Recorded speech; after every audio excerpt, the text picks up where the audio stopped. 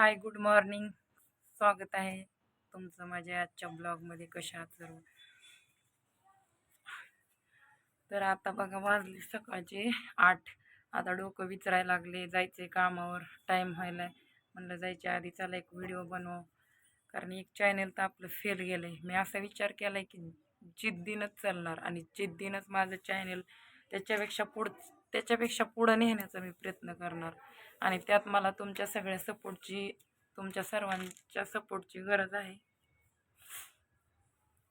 आणि हो, माझ्या आयुष्यात बरंच काही घडत आहे आणि घडलेलं आहे. आणि काय काय घडलं, काय काय झालं, कशामुळं नवऱ्या सोडला, काय झालं, ते सगळं तुम्हाला ह्या यूट्यूब चॅनलवरती बघायला भेटेल. तर तुम्ही माझ्या चॅनलला सबस्क्राईब करा. तर अनुष्का दादा गावाकडंच आहेत. त्यांच्यासाठी आईनं गहू घेतले, तर आमच्या घरात खायला सध्या नाही हो. इतकं अवघड झाले.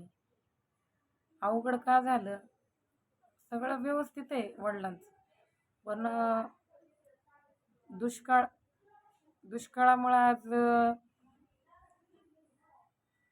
पोरांना काय, घरातल्या माणसांना काय, इतका ताप आणला. पाऊस पडला नाही यावर्षी, काय नाही, रानात पीक पाणी नाही त्यामुळं. आणि माझे लेकरं चपातीशिवाय जेवतच नाहीत बघा. त्यामुळं ना आईनं आता गहू घेतले, तर म्हणलं हो बाबा देते 500 रुपये पाठवून. मग करायचे कोणासाठी? लेकरासाठी नाही. सोबत नसले तर पैसा पुरवला तर आई त्यांच्या सगळ्या इच्छा अपेक्षा पूर्ण करेल, बरोबर ना? एवढं सोपं नाही 2 लेकरं घेऊन राहायचं म्हणजे, आणि खरंच सोपं नसते. आणि त्यात माझं ते शिक्षण पण झालं नाही. आणि तरी बी मला नोकरीचा प्रॉब्लेम यायला. लोक 25-25, 30-30 हजाराचा जॉब करतात प्रायव्हेट नोकरीमध्ये. पण मला नाही शिकून नाही शिकल्याचे परिणाम झालेत माझ्यावर. म्हणजे माझी इच्छा होती शिकण्याची लहानपणी, असं नाही की मी जबरदस्ती शिकले नाही, पण मला शिकू दिलं नाही, हा प्रॉब्लेम होता. त्यामुळे हे सगळं घडले. भाचीचा बड्डे गुरुवारी बोलवले बड्डेला, पण आता मला सुट्टी नाही, त्यामुळे काही जाणं होणार नाही. म्हणलं काहीतरी घेऊन ठेवा त्याला, आपण एखादी वस्तू जाताना घेऊन जाणार आहे. पण बड्डेला तर काही माझं जाणं होत नाही बा. माझा आवाज असा नीट झाला होता, परत माझा घसा बसायला लागला ह्या टेन्शन लई वडावडायचं आहे हो. दोन्ही म्हणजे 2 चाक असले तर संसार सुरळीत चालते. एक चाक तुटलं आणि एकाच चाकावर जर गाडा पळायला, तर ते गाडा फास्ट पळणार आहे का, लवकर पुढं जाणार आहे का?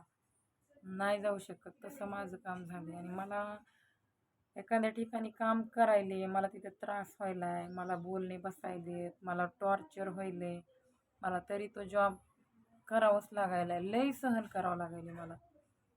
आणि 2 लेकरं आहेत, 2 लेकरांचा खर्च आहे, त्यामुळं मला करणं हे करणं आहे बघा. माझ्यासारखी वेळ कोणावरच येऊ नये.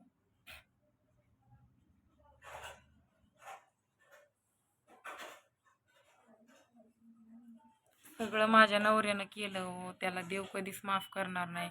त्यानं निवांत आहे, खाऊन पिऊन ताजा लोळ झालाय ती, पण ते करत नाही. त्या लेकरांचं काय होईन, आपण त्याला पैदा केलो, आपण लेकरांसाठी काय करायला पाहिजे, ते कोण्या अवस्थेत जगत असतील, माझा ना विचार करू द्यावं. पण त्या 2 लेकरांचं काय करायला पाहिजे त्या माणसानं? वाटोळं वाटोळं केली जिंदगी, दुसऱ्याची केली, लेकराची पण केली.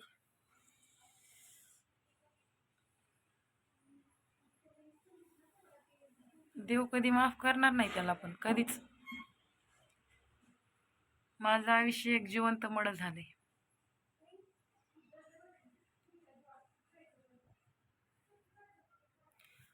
तर भावा आणि तुमच्या पण घरात मुलगी असेल, लग्न करताना खरंच विचार करून दे.